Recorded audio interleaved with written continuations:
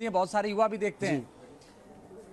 बागेश्वर वाले बाबा जो करते हैं चमत्कार, और चमत्कार मैं तो नहीं कह रहा हूं, बाकी लोग, बहुत सारे लोग दावा ऐसा करते हैं, वो पर्ची पर लिख के बता दे, ऐसा होता है क्या?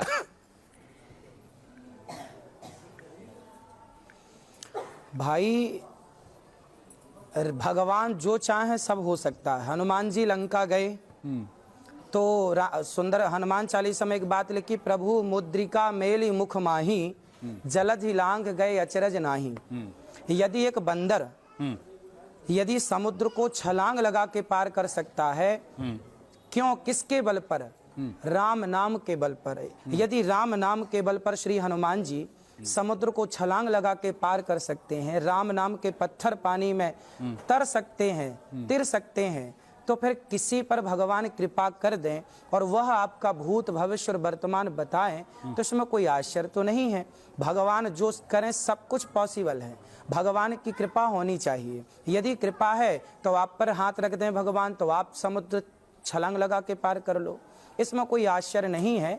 ये भगवान की शक्ति जिस पर हो जाए। देखो, भगवान ने शक्तियाँ सबको दे रखी हैं, अब हम उसका सदुपयोग करें या दुरुपयोग करें, कुछ ना कुछ शक्तियाँ तो भगवान ने सबको दे रखी हैं। अब किसी को विशेष शक्ति ईश्वर ने दी है तो इसमें क्या आश्चर्य है? कोई आश्चर्य नहीं है, भगवान जो चाहे सब हो सकता है। लेकिन ऐसे लोगों को स्वामी प्रसाद मौर्य कह रहे हैं, अगर सारा उपचार बाबा के पास है तो सारे मेडिकल कॉलेज को बंद कर देना चाहिए। सरकार बाबा बागेश्वर की हाँ में हाँ मिलाकर अंधविश्वास को बढ़ावा दे रही है। ये बाबा का ढकोसला और अंधविश्वास है। ये बाबा भांग खाकर समाज में बेड़ा गर्क कर रहे हैं।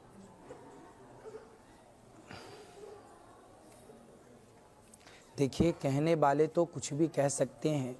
जब हमारे देश में कितने महापुरुष हुए हैं बताइए, जो चमत्कार, अब नीम करौली वाले महाराज जी का नाम सुना होगा आपने जी, आपने श्री उड़िया बाबा जी का नाम सुना होगा। ऐसे महापुरुष ये क्या नहीं कर सकते थे? कितनी शक्तियां थीं आपके पास।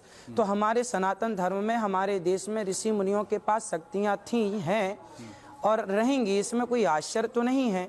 यदि वो शक्तियां आज सामने आ गई समाज के, तो चूंकि पहली बार सामने आई हैं तो हमें बिलीव नहीं हो रहा है, विश्वास नहीं हो रहा है, जबकि ये शक्तियां अनादि हैं। और किसी पर यदि विशेष रूप से भगवत कृपा हुई है तो हमें उन शक्तियों का आनंद लेना चाहिए।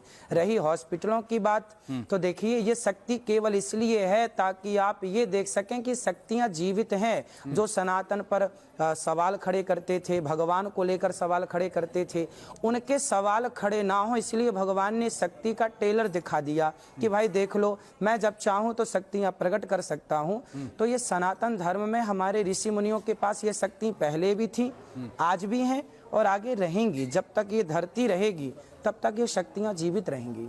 लेकिन अनुराधाचार्य जी, अगर स्वामी प्रसाद मौर्य कह रहे हैं कि भाई अगर सारा इलाज उन्हीं के पास है तो बंद कर दो मेडिकल कॉलेज, तो गलत क्या कह रहे हैं? अगर सारा इलाज है और सारा दावा ये है, तो या तो फिर है या तो नहीं है, दोनों में से दोनों चीजें तो शायद नहीं हो सकती।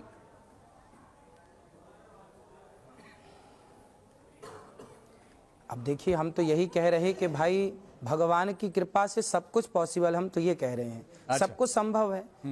अब उनके हिसाब से संभव है या नहीं वो तो मौर्य जी बताएंगे।